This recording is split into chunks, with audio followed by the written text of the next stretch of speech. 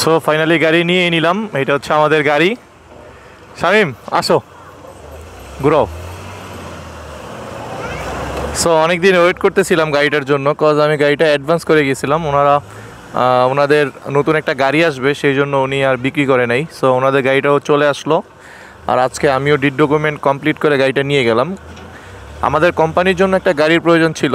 আমরা অনেক সময় অনেক মালামাল অনেক জায়গা থেকে আনা লাগে, সো আমাদের সবসময় গাড়ি ভাড়া করা লাগে। আর আমার যেই গাড়িগুলো আছে সেগুলো আমি বিভিন্ন কোম্পানিতে মাসিক কন্ট্রাক্টে ভাড়া দিয়ে রাখছি, যার জন্য আমি সেখান থেকে আর গাড়িটা আনি না, গাড়ি ভাড়া করে নিই। সো দ্যাটস ওয়াই আমি এই জন্য গাড়িটা নিলাম। আলহামদুলিল্লাহ গাড়িটা খুবই ভালো। এটা অশোক লিলেন গাড়ি, 9 ফিট।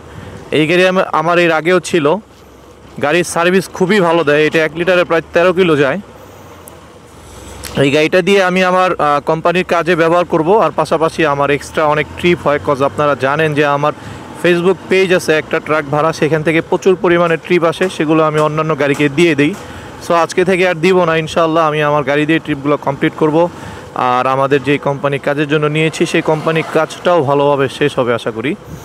সো গাড়িটা কেমন হলো অবশ্যই আপনারা আমাকে জানাবেন। আর পিছনে নাম্বার প্লেট দেখা যাচ্ছে না, কজ ওনারা ফালায় রাখছে, নাম্বার প্লেট খুলে রেখে দিছে।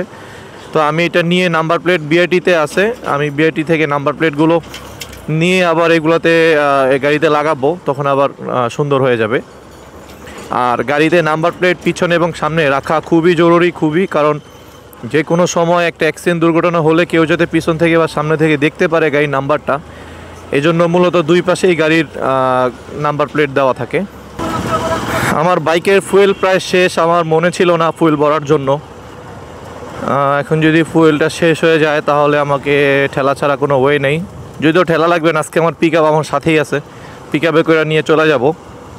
তারপরেও মোটরসাইকেল পিক আপে উঠানো আর নামানোই অনেক কষ্ট। ঢাকাতে 9 ফিট গাড়ির চাহিদা অনেক বেশি, কারণ 7 ফিটের যে গাড়িগুলা, 7 ফিটের গাড়িতে যে মালামালগুলা ক্যারি করা যায়, অল্প একটু মাল বেশি হলেই 12 ফিট গাড়ি ভাড়া করতে হয়। আর 12 ফিট গাড়ির ভাড়া 7 ফিটের থেকে ডাবল। সো তার জন্য তখন 9 ফিট গাড়ি আগে খুব একটা বেশি ছিল না, তাই এখন 9 ফিট গাড়ির চাহিদা বেশি। 7 ফিটের ভাড়াতেই মানুষ 9 ফিট গাড়ি পাচ্ছে, তাই মালও বেশি নিতে পারতেছে। আর 9 ফিট গাড়ি 7 ফিট গাড়ি খরচ প্রায় সেম, কিছুটা বেশি, তারপরেও জ্যাকের মতো না, মানে জ্যাক মানে 12 ফিট গাড়ির মতো না। 12 ফিট গাড়ির 6 চাকার আর ওইটার খরচ অনেক বেশি, তেলের খরচ, তারপরে রাস্তার খরচ, টোল খরচ, পুলিশের বিট, সব কিছুই বেশি বেশি বড় গাড়ি হিসেবে ধরা হয় 12 ফিটকে। সো 9 ফিটটা বড় গাড়ির মতো হলেও এটাকে পিক আপ 7 ফিটের মতোই ধরা হয়, 4 চাক্কা। সো এই গাড়িগুলোতে লাভ একটু বেশি। লাভ মানে ট্রিপ যার আছে তার যে কোনো গাড়ি থাকুক সে সবসময় লাভবান। আর ট্রিপ না থাকলে সে যত ভালোই গাড়ি থাক, যত বড়ই গাড়ি থাকুক, তার কোনো লাভ নাই। সো বিজনেসটা হচ্ছে ড্রাইভারকে মেনটেন করতে হয়।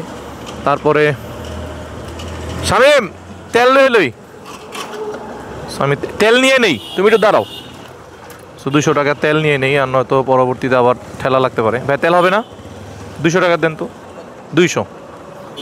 এই একটা মিনিট, টাকাটা নিয়ে দিতেছি আপনারে।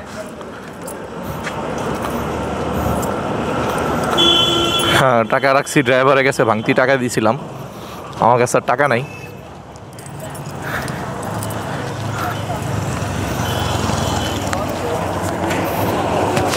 শামিম 200 টাকা দাও তো, 400 টাকা আছে না? পুরোটা লাগবো না, তুমি 200 রাখো। আরে দিমুনে পরে, তাও তুমি 200 রাখো। সব টাকা নিয়ে গেলে আবার ড্রাইভারের মন খারাপ হয়ে যাব। ভাইয়া নেন।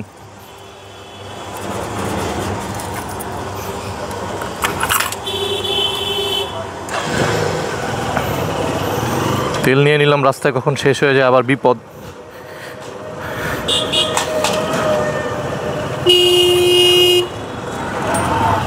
শামিম আসো, আও শামিম।